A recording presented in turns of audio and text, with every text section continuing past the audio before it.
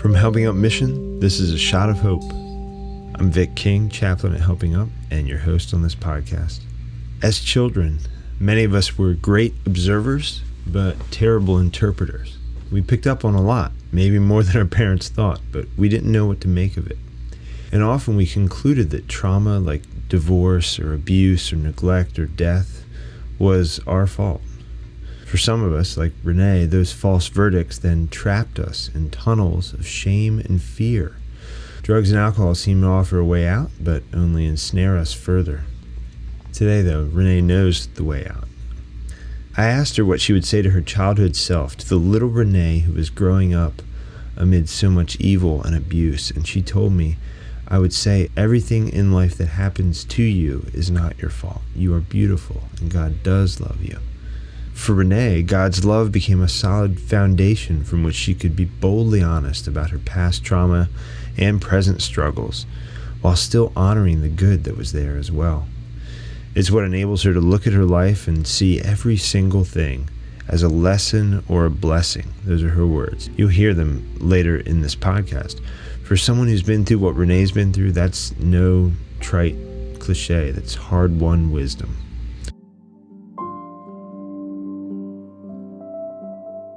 Okay, my name is Renee Martin. I am 42 years old. I have 3 biological children and 2 bonus children. And our age ranges are 26 to 7. So it's wonderful. I grew up in Baltimore City. My father was an addict who passed when I was about 8 years old. So my mom was a single mother who was very depressed. That was her 14-year-old boyfriend, who she happened to marry by home and who passed. So a lot of her depression was in my story because she wasn't available. Spiritually, mentally, emotionally, she was gone, which gave me 1, freedom to do things I shouldn't be doing, and 2, exposed me to things that probably shouldn't have been exposed to at 3, 4, 5, 6. I was in a daycare that they now named the Hell House. And it was horrific. And I was there from the time I was 6 weeks until 7 years old. I was the longest running child in that place. And a lot of molestation, a lot of verbal abuse, burning with cigarette, child labor, like picking greens, cleaning floors, rubbing feet, mopping walls, conversations about people being murdered by adults around you. Just things that no child should ever hear. So from there, it put in me a feeling of what happens here stays here, there. And then when I go home, the same thing. What happened here stays there. So I was taught to keep secrets early. I was taught to bottle early, up whatever you feel. My mother was a heavy drinker, and I became her bartender. I was her codependent enabler. I wanted to keep everyone around me happy because I was in so much chaos as a child. I think I was probably 11. My mother was to pick me up from somewhere. I don't know what happened, but she never showed up. I decided to walk, and then I was raped. So I just went into full-blown preteen rebellion, running away, being with boys who were drug dealers, getting in stolen cars, doing everything that you should not do. And still never using because I knew my father used. And watching him nod out and all that, I thought he was sleepy, but found out later it was heroin. So I just decided that I would never use and I would never drink. That was just not going to happen because I watched my mother drink. But I definitely turned to men and trying to get relationships. And first it started because I was athletic. I played basketball. So I saw it as a way to get attention. And it was never sexual in the beginning. It was more just for attention. I just wanted someone to be nice to me. I just wanted somebody to do something for me. And boys would buy me things. And I'd be like, oh, thank you. Not realizing at some point they might want something back for that. I was overly developed because I was so mature in all my experiences. I knew way too much. I would be involved in fights consistently at school, but had perfect grades. So it was like people would always say, "You're so smart. What's wrong with you?" But I had to keep the secret. So I didn't know how to navigate like what I was feeling because I was never allowed to say how I felt. Being a runaway a lot, I saw people get shot in front of me multiple times, running from shootings, and it's in the 90s. Murder was like a common thing. And one of my best friends from childhood was murdered, and it kind of changed me. And then at 15, I got pregnant. God saved me because not only was I pregnant, but my child was sickly. And by her being sickly, I had no choice but to stay home. Up until she was like 5, she spent 90% of her days in the hospital. So she had 6 surgeries. She died twice. So what I had to do was stay at the hospital with her. They had the parent shower, the parent bed, and that's what I did. I went to school from the hospital, left the school. I would do hair on the side for extra money. I was in band, marching band. I did that. I did cheerleading. I did whatever. And then I would go do hair, leave there, go back to the hospital, do homework till the middle of the night, wake up in the morning, take a shower, go back to school. And that was my routine most of my 10th and 11th grade year. Like, that's how I functioned. We lived at the hospital. And when she came out, she had a ostomy bag. So that had to be cared for a certain way. Daycare wasn't covered. So I had to come up with what I was going to do. So what did I do? I hustled. I knew ways to get money from things I shouldn't do. And I had friends. And one of my friends in particular made sure I was always okay with my daughter. He just was like a phenomenal friend.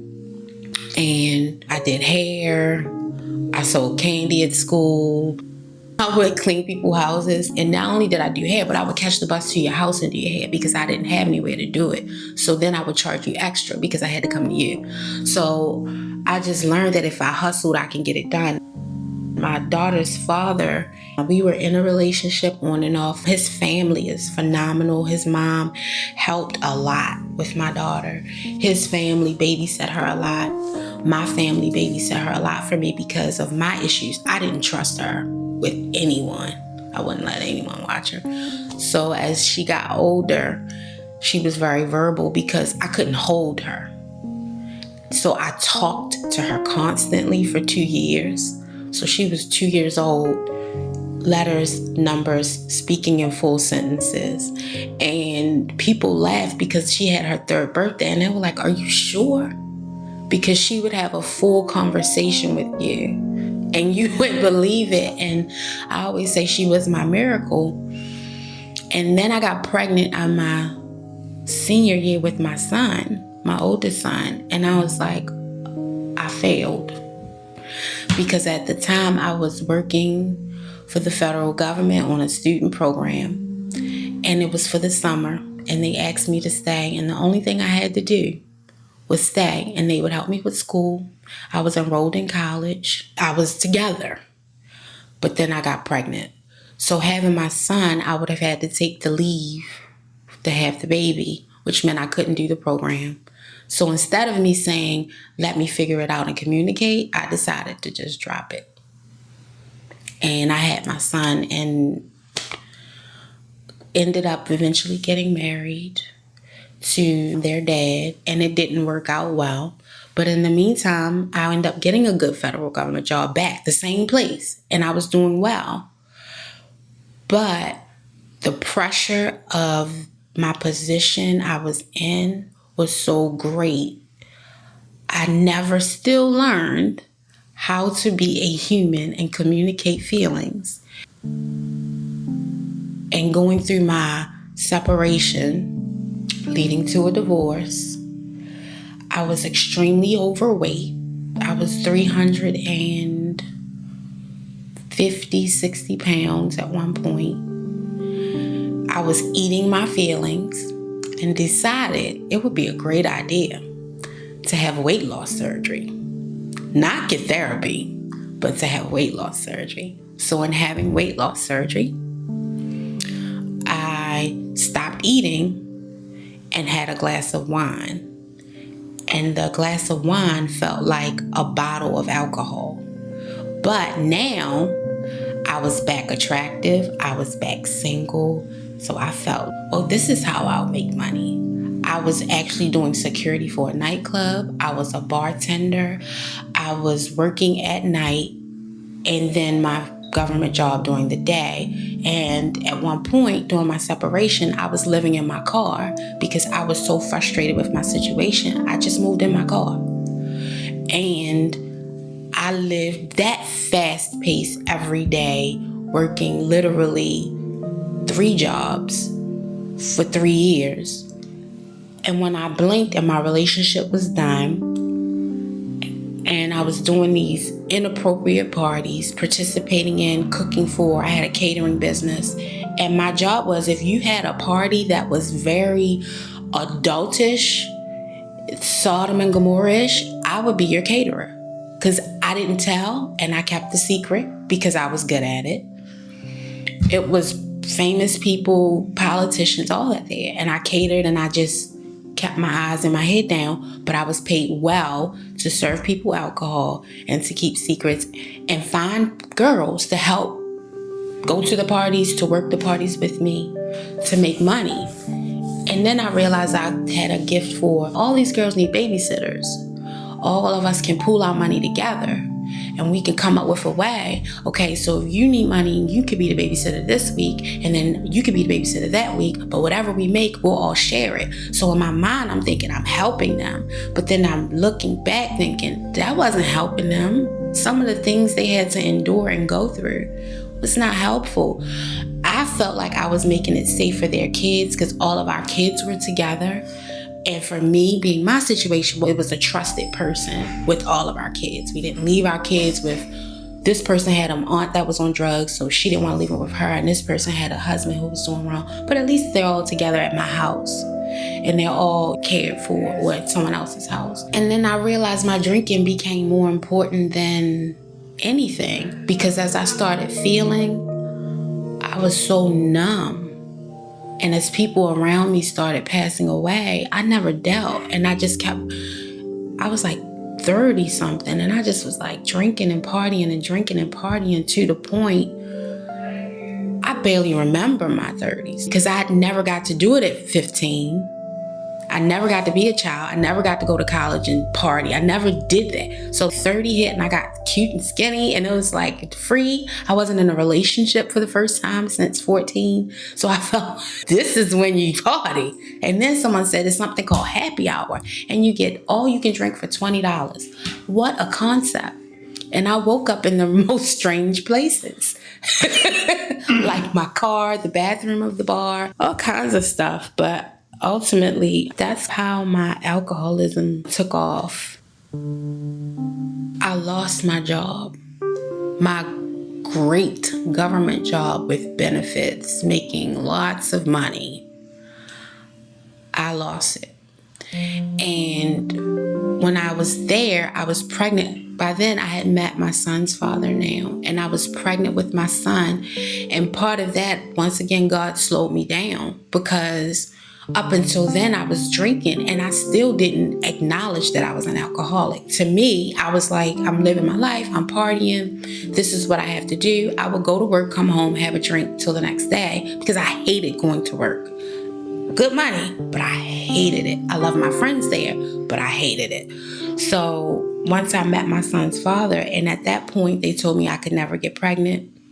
I couldn't have children. My 2% chance of getting pregnant, I got pregnant. And I was like, dang, oh man, what am I gonna do? So in that, I had to stop drinking. I knew I could not drink and be pregnant. So when I stopped, I start having like issues and dreams and feelings, and things start happening in my mind, and I start realizing, oh my God, you are an alcoholic. It wasn't until I got pregnant and had to stop that I realized how much I was using it and needing it. And I think I was like 5 months pregnant, and I was like, I'm gonna have a drink. I was so sick, mentally, physically, with myself. I don't think I got out of bed for 2 weeks because I said, how could I do that to my baby? And then the thing that I was mad at my parents for being, an alcoholic and an addict, I became, and it hit me. And I just went into a depression during my pregnancy, and it lasted up until I got here. Part of it was after I had my son, I was breastfeeding because I said, if I breastfeed, I still can't drink. So I kept trying to think of things to do so I wouldn't drink. So I wasn't able to breastfeed anymore. So I started back drinking. So I started being late. I started not being accountable. I stopped showing up. I had new management who happened to look at my file and say, oh my God, no wonder. Okay, so what's the plan? So my answer, what Renee always does, I resign. Like, y'all ain't gonna fire me, I'm gonna resign. I had 15 years there. I'll get a pension in retirement. I'm vested, it's okay. I'll figure it out. Not realizing you never went to college. So the amount of money that these people were paying you, it's very hard to come by. And it was a slack in the face. And it was for me, I was like, I did this and I did this. And I was at the White House and I did. And then I got more depressed. And I drank more. Because then I started feeling the weight of what I did. Wow. And I drank more and got more depressed. Then my car got repossessed. My son's father is phenomenal because I don't know how he tolerated me. I started becoming an angry drinker, which I never used to be. Before I was a numbing drinker, so I would drink and black out. But then I became the angry drinker, where I would get drunk and say things and do things, leaving in the middle of the night to sneak alcohol. And then I realized that I was making him my codependent, covering for me. What's wrong with her? She's sick. Oh, she don't feel good. Or him basically taking care of our son by himself. My oldest 2 children were so frustrated. They literally moved to Vegas. My oldest son, he has ADHD. He has issues with depression. And one day he sat at the top of the stairs and said, Mommy, I can't watch you like this.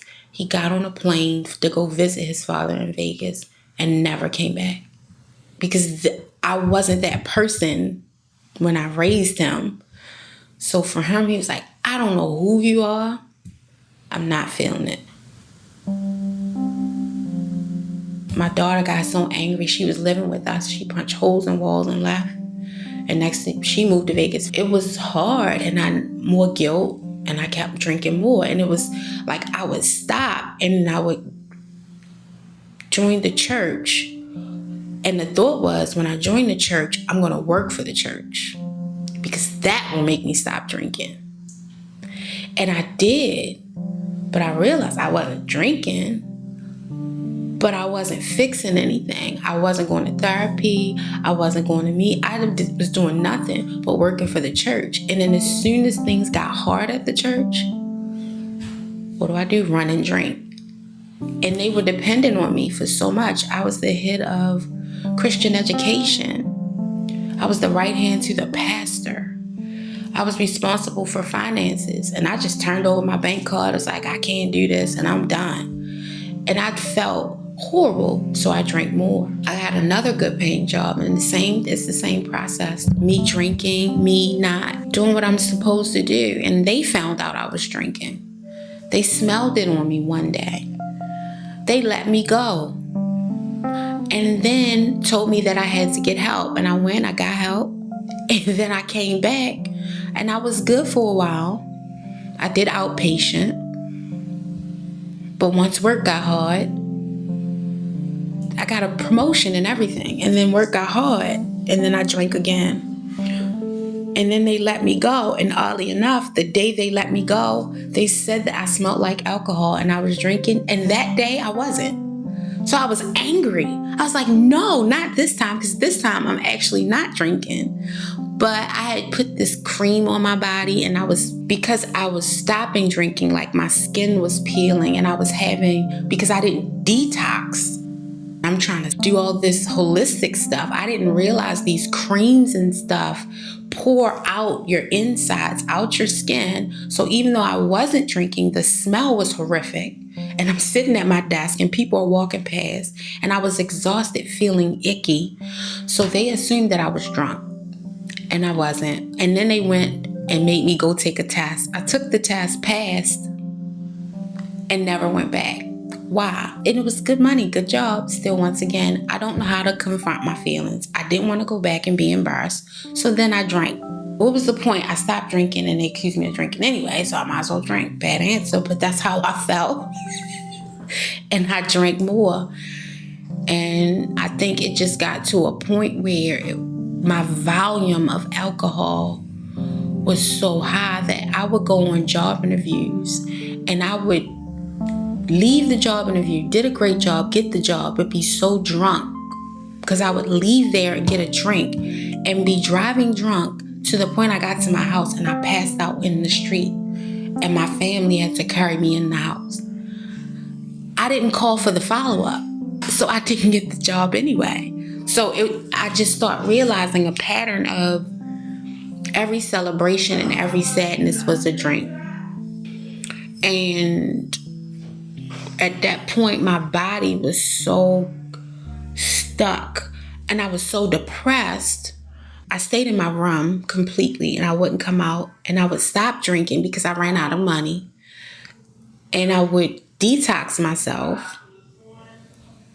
But then after 2 weeks of being sick, I would just go drink because I couldn't do it. And then I would do that repeatedly for 6 months. But I was, in my mind, in a better position. And I was doing well. And then COVID hit. And I started in February. March came. They shut the building down. My job was to train people in person. My thought was, if I take this job, I'll be sober because I would not drink and stand in front of people and then have to speak because then they'll smell it. COVID hit, they shut the building down. I had to go home. I had to work from home. I was the last one hired. So they said, because of COVID, you spent so much time home. We haven't really got a chance to evaluate you. We're going to extend your probation another 3 months. What? How hard it was for me to get through the 6 months, people, without drinking. So they extended my probation another 3 months. And during that time, I was still not drinking. I was still going to work every day. Then they said, we're going to split you 20 hours with this department, 20 hours with us, and that way we can keep you. Okay. So then the building opened back up. People around us were getting COVID. They shut it back down.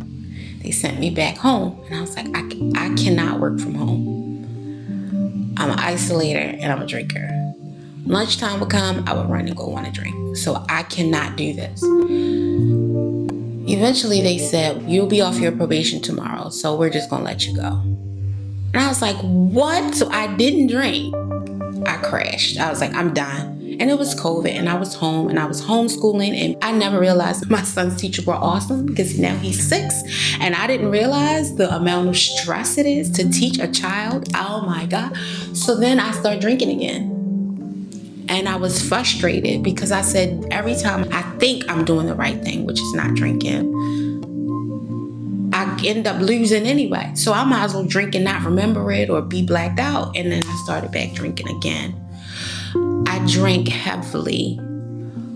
It was like October of 2020 through about January. And I slowed down a bit, but I'm still doing this on and off in-house detox that does not work. First, my brother, he showed up at my door. And when he saw me, he said, you need to check yourself into a hospital, thinking it was my mental illness. And I said, no, I'm okay. And he was like, do you have COVID? What's wrong? You just look sick. And then my pastor showed up to my house. What is going on? You're drinking. You need to get help. My sister showed up to my house. You're drinking. You need to get it together. One of my church members and her husband showed up to my house, and he's in recovery. And he said, "You need to get help. We here. Go get help." My son's father consistently said it every day, at least 50 times a day. And they start looking for places for me to go. I said, "I'll go wherever. I'm just done." I just quit.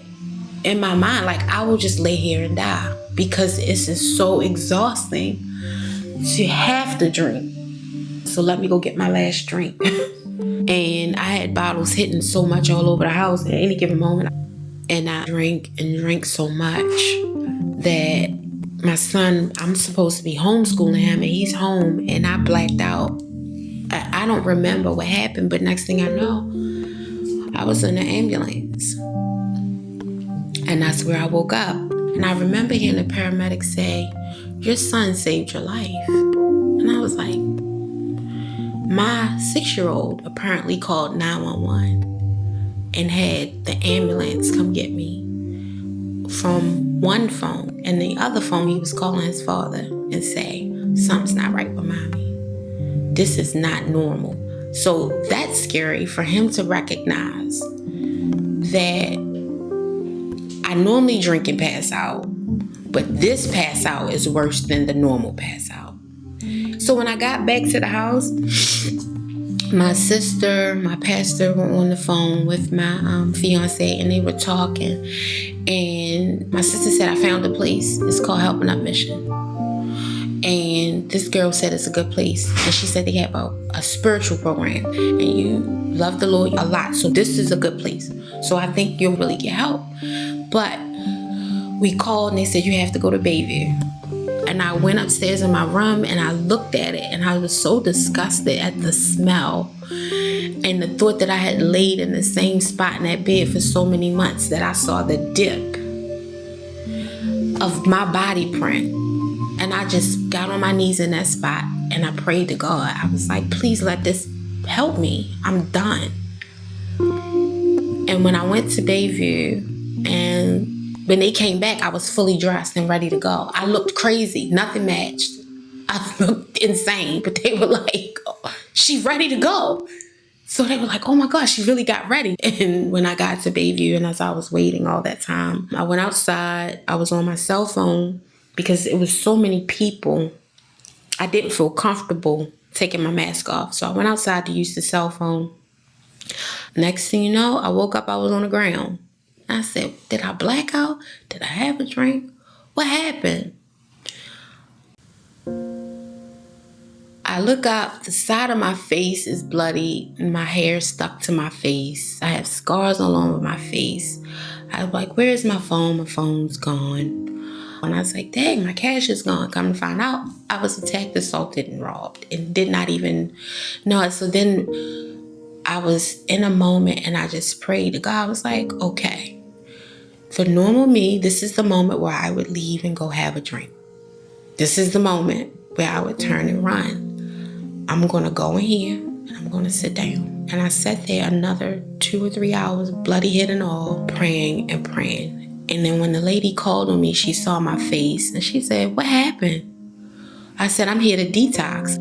It was like, in that moment, I realized God needed that to happen, because it's been thousands of times that I snuck out my house at literally 1:30 in the morning to make it to the bar before they closed at 2, to sneak in the dark in the most horrible neighborhood of Baltimore City, walking past some bad things in alleys because I didn't want anyone to see me, to go grab a drink. And this time I was getting sober, where I was supposed to be, and assaulted.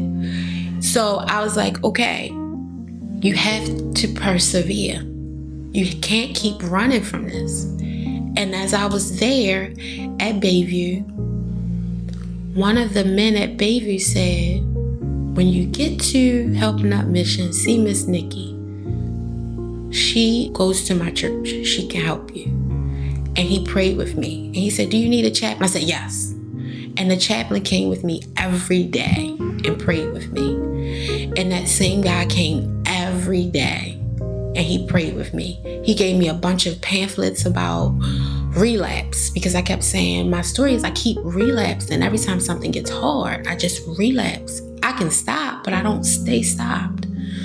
And I remember coming through the door and I was like, this is where I'm supposed to be. And I sat and I cried and I stayed. And then I found out it was 6 months.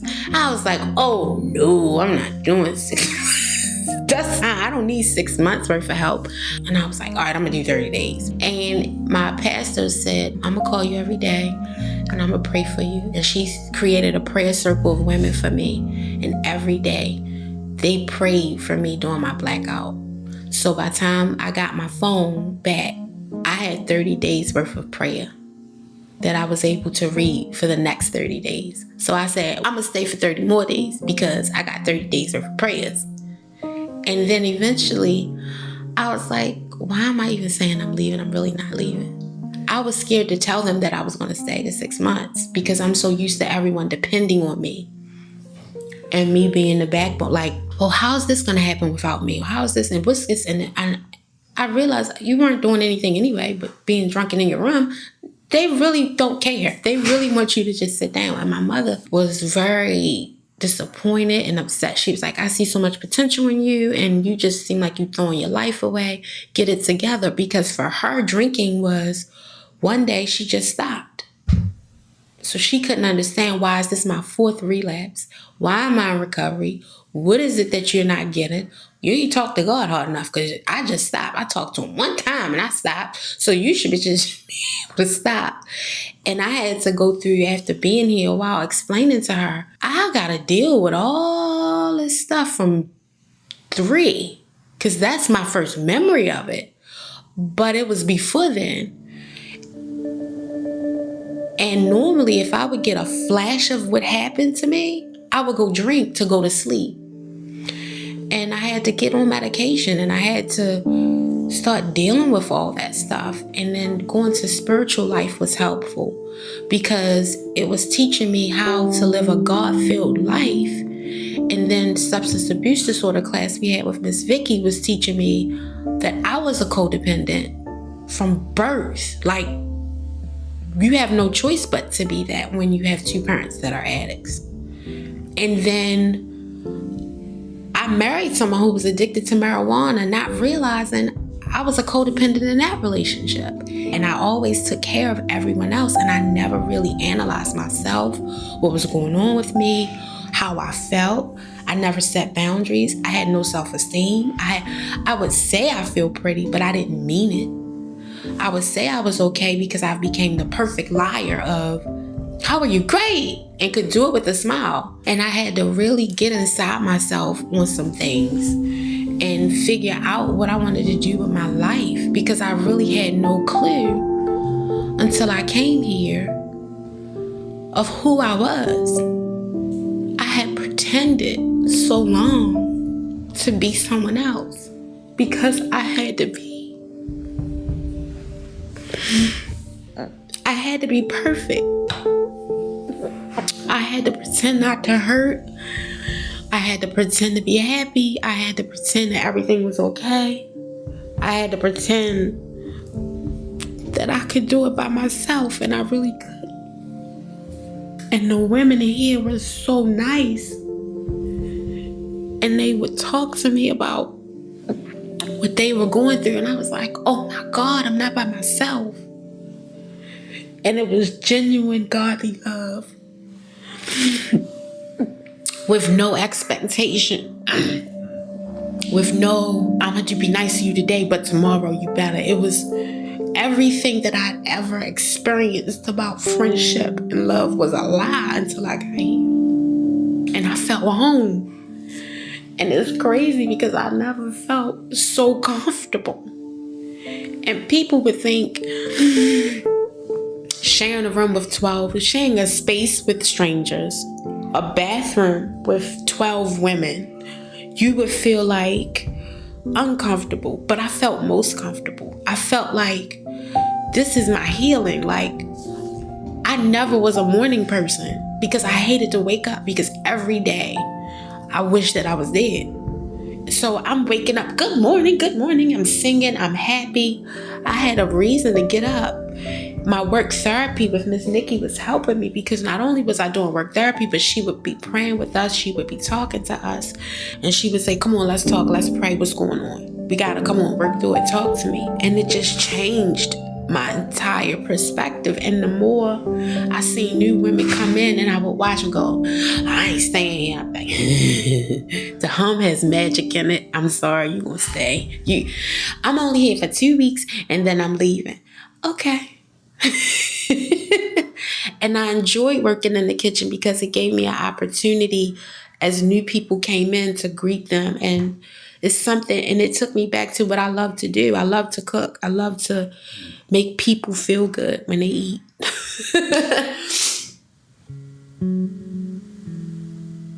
So I just really enjoyed it, and being around everybody every day and talking to them, and then having personal relationships. And it got to the point where people start coming to me for prayer every day.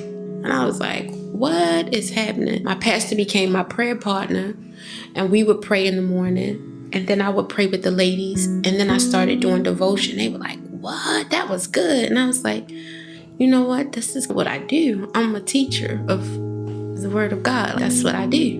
When I was drinking, I was so dark. And then it was like, I think it was the first outing with Joanna. She had us go off alone for forest therapy, and I was by myself, and a red sparrow came, and I started singing His Eyes on a Sparrow. And God gave me my voice back. And I was like, oh, it was like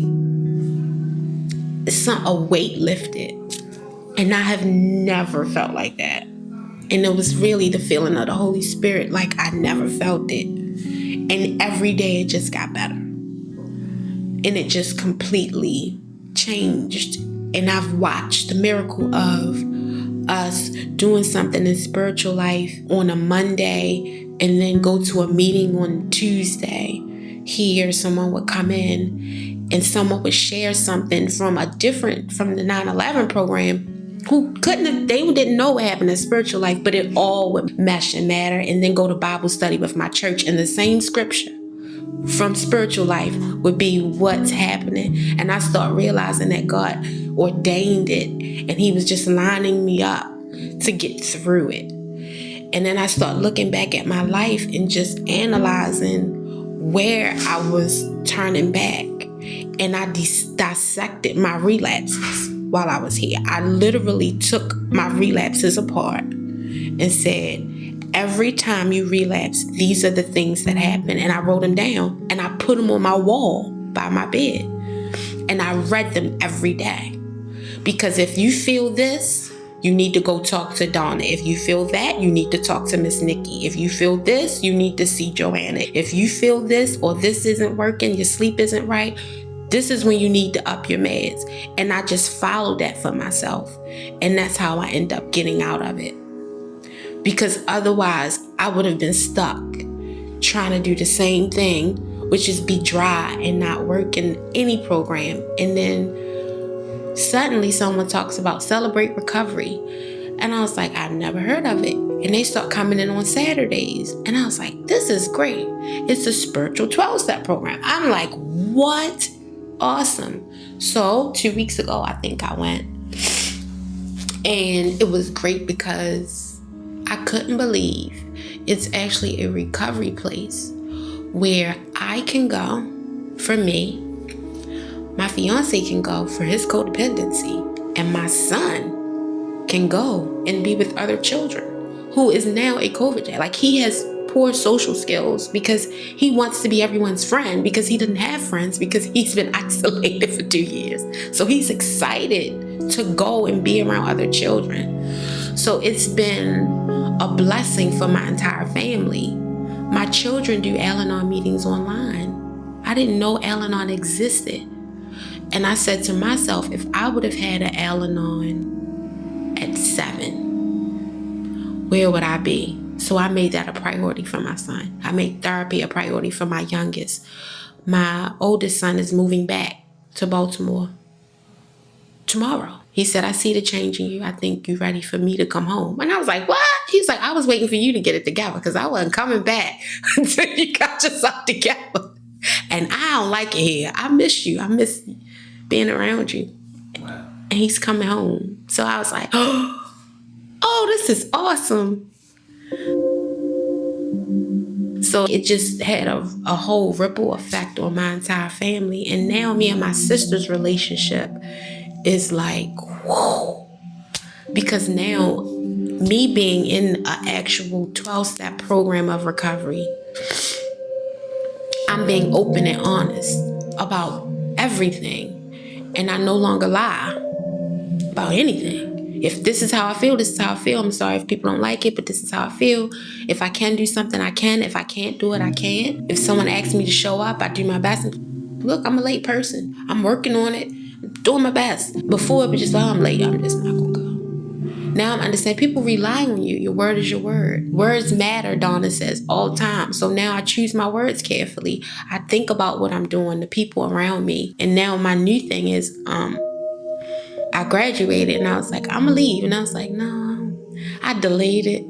Knowing it's what I need to do because I still have the support of the hum. And the process they had for me was great because for the first 4 months, I wasn't allowed to work. The last 2 I was. So once I started working, I still could go to work and come back here. And if I had a bad day at work, they were there. I could still go to therapy. I could still talk to Donna. I could still go to spiritual life. I could still be in between and interact with the women. So for those 2 months, I focused on getting ready to leave instead of just, most programs, you just leave. And I know work is a trigger for me. So if I'm working and something happens, I know I can depend on this place. I know the hum is there no matter what. And then to graduate in here, we got to figure out a way to keep you connected. We got to figure out what we're going to do. What can you do? And I'm like, I'll do anything. Like right now, the job that I have is for a retirement plan. And it can be stressful because people are calling about their money. And it's by phone. And a lot of it is, I realized that before, I didn't have a understanding of peace. So when somebody would call me or something would happen at work and I would be attacked, I would think, oh, I'm going to just get a drink. I don't know what to do. Now, I think yesterday I got cussed out 4 times in less than like an hour. And I smiled. Like it didn't even hit me because now every attack isn't personal. My inner peace is so much different. Nothing about other people's problems, I don't own them as my problem. Where I didn't understand that before. I really felt like if someone else felt bad, I had to feel bad. If someone cursed me out, which because somebody else processed their check wrong, I just happened to answer the call and get the cuss words and the slander and all that about the company and you people as a whole. They're not mad at me. It's the situation. And I've learned how to differentiate between a situation and then personal attack. And I don't take everything personal. And things go wrong. Like I was in a horrific car accident while I was here. I got hit by a drunk driver. Hilarious. In front of my bar that I used to sneak to in the middle of the night. And my car was totaled. I think that is God's way of, see what happened? This could have been you. I never had a DUI. And he threatened to kill me. But my only thought was, I'm not mad at him. Look, this was me, raging, upset, confused, lost. And all I could do was stand there and pray for him. While my guys in front of my bar, "Dad, baby girl, they hit your car. You tore your car up. You all right?" I'm okay. You want me to do something? No, it's okay. In the midst of it, I laughed because I said God has a sense of humor. And sometimes in that moment, I was terrified. But honestly, when I look back at it, it had to happen that way, because it was another miracle of him showing me that this stuff is not about you. So the same way my parents were addicts and my life was just a side piece of their addiction, they didn't intentionally pick up and think, I'm ruining Renee. The same way the alcoholic that hit me didn't intend to say, I'm gonna total her car and permanently damage her back. So I'm not like walking around, oh my God, my back is damaged. And now I'm not drinking and I can't even take the meds for my back. I was like, oh, I guess I'll just buy one of those nice massage chairs that you sit in and it just massage your back when my money comes. And then I got a better car. And this car is bigger. So when it's time to go to meetings, me and the ladies can fit in the car and we take them to meetings. So it was a win-win for me. So I really did not lose in that situation. So I start looking at, let me see myself. Let me see the world different. Let me see other people different. What is my compassion for? What am I trying to change? Where does my peace lie? But this is what I had to do to get through my path in sobriety, because I need to learn to deal with the outside world. I need to have stress and then figure out how to navigate it. When the whole world's falling apart, what do you do? Now I have therapy. I'm on my medication. I go to meetings. I have a sponsor. I have a home group, none of which I never did before. So I really just learned that it really is nothing negative under the sun. I really believe that. There's no thing in this world that is meant to do permanent harm forever. And I never felt that way until I got here. Everything is either a lesson or a blessing, period. And if you look at life that way, you can't be moved by bad things. There's nothing that will take you from God when you look at life that way. If I could talk to myself when I was a younger child, I would definitely say it's not your fault. Everything in life that happens to you is not your fault. You are beautiful. And God does love you. I think it's so difficult as a child to see adults do wrong who are supposed to lead you, and to feel like that's something you would want to be when you grow up. I think it would just be grow up and be yourself. Just be genuinely you and feel whatever you want to feel and tell people how you feel, no matter what. No matter what, be honest, period. To the ladies that will come to this program behind me, I would say stay. Every moment will not be perfect, but there is a miracle here. And you have to stay to see it. It's no way you can leave before your miracle. And everyone is worthy of an opportunity to change. Being asked to do things that are outside of your normal is when you grow. So just stick and stay. And I've never seen someone stay and do what they were told and fail. Never. The failure comes when you don't follow good, orderly direction. And everyone here loves you enough to give you good, orderly direction from God. And nothing is done out of spite, vindictiveness, hurt, or from a place of pain. It's all genuine love. So follow what you're asked to do. A lot of times, people don't realize when they give where it goes. A lot of times, as a giver, you do because you feel like you're supposed to do. So if anyone has ever given anything to helping up mission in this program, I swear it's helping people. There are so many miracles.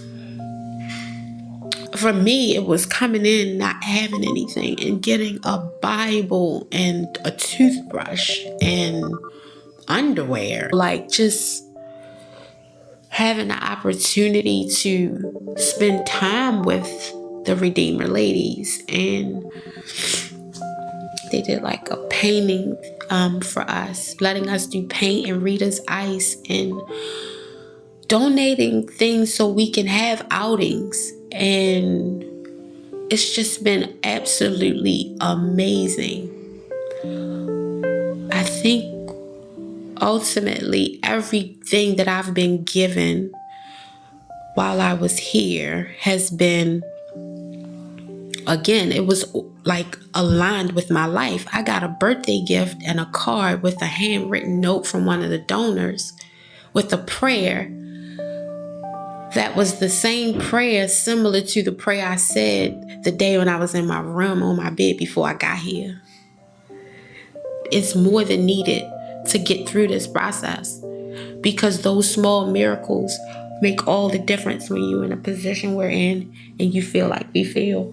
Because sometimes it's that shot of light and darkness that you just don't get unless you get something from a stranger, because that's how you know it's God.